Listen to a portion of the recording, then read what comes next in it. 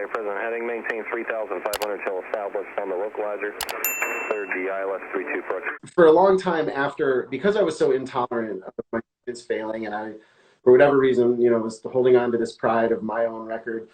For the first, oh gosh, I don't know, maybe 4 or 5 years of teaching, all my students also had a first-time pass rate, and I started to get real ego about that. I'm like, we can do it, I can do it, I can do it. And all of a sudden, it's not like that anymore. I've let go of that rigidity a little bit, as to your point earlier on. But I sent my student to, I used to go send them to different examiners all the time just to make sure my game was sharp and I wasn't just fed with one person and learning that trick.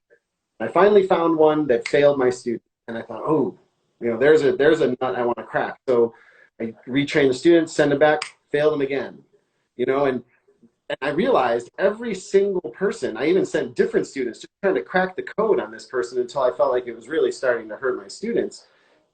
So my question is, I know that there's some evaluation from the FAA on DPE, maybe some quota for failures. Had I encountered a person here who is either trying to earn extra money by making it a 2 or 3 day process, do you see that in your world, or is the pressure to? That's a difficult question to answer. I do think there are, I've heard stories of examiners who a lot of people think aren't fair. If you feel that you have questions or concerns about whether you're the recommending instructor or the applicant, if you have concerns, you should contact your local FSDO and talk with them about it. Examiners are usually evaluated a minimum of once a year, and that means a managing specialist from the FSDO is going to come out and observe the check ride. The rest of the time, and some FSDOs do it more often.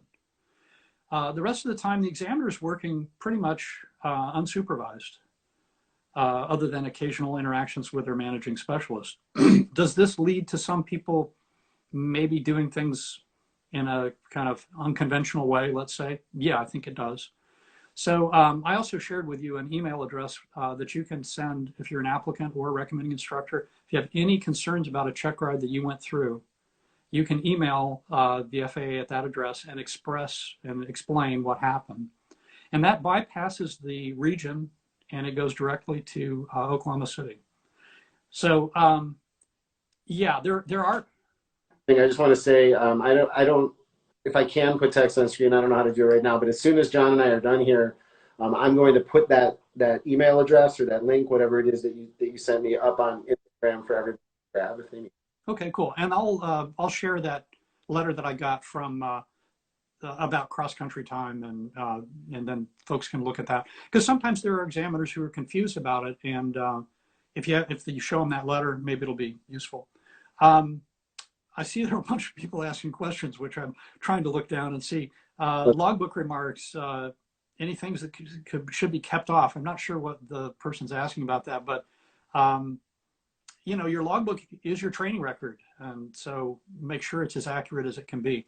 If you're the instructor, transfer the responsibility of filling out the logbook as early in training as you can, so that the applicant takes responsibility for their logbook, and have them fill out the hours and the time, and it's a great learning experience. That way, when they get to their check ride, they're familiar with their logbook. There's one there, John, about initial CFIs. Do you do CFI check rides? Yes, I'm authorized to do initial CFI. Is there anything in particular you would say to CFI applicants, either definitely do this or definitely don't? The thing to remember about the CFI practical test is that it's a teaching test. You're showing that you can teach. You're expected to already be able to fly to commercial standards from the right seat.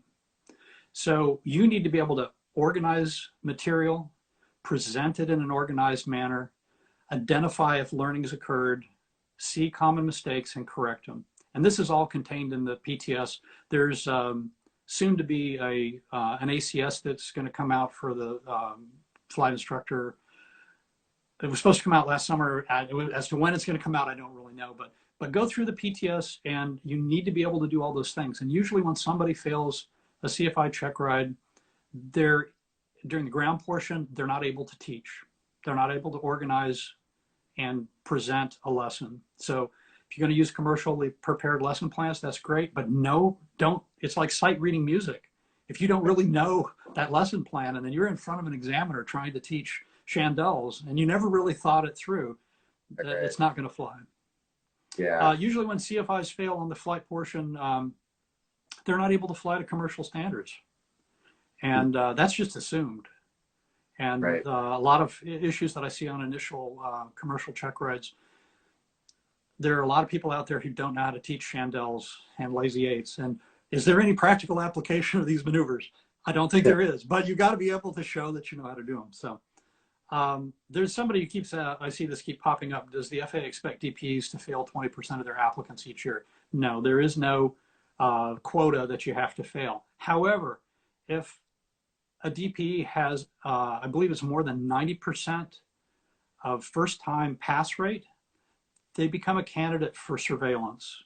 That means your manager is going to come out and observe you, because there have been some examiners doing some shady stuff and some fraudulent stuff. Yeah, I've been shocked at some stories I've heard. Not, and then it's always the the rare cases. By and large, I think the examiners are honest, but sometimes you'll hear stories that you believe. Look up in the sky, there you are. Look up in the sky, there you are.